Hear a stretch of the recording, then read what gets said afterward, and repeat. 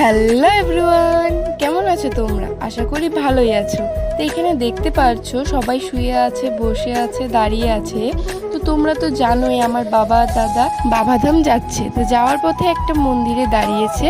এখানে দেখতে পারছো বসার জায়গা আছে, শোয়ার জায়গা আছে, এখানে জলেরও ব্যবস্থা আছে। তো তার জন্য বাবার এখানে দাঁড়িয়েছে। আর এখানে দেখো রান্নারও জোগাড় করছে। এতজনের তো আর হোটেলে খাওয়া যায় না বলো, তার জন্য এখানে রান্না করছে, মানে সবাই একদম পেট ভরে খাবে। এখানে দেখো আলু আর ওলকচু সিদ্ধ করেছে, আর ওদিকে ডাল আর ভাত হচ্ছে। এটা হচ্ছিল হনুমান মন্দির। তোমরা যদি কেউ জানো এই মন্দিরটা কোথায়, তাহলে অবশ্যই কমেন্ট করে জানিও। তো এখানে দেখতে পাচ্ছ ডালগুলো সিদ্ধ করে রেখে দিয়েছে, আর এখন সম্বাস দেবে।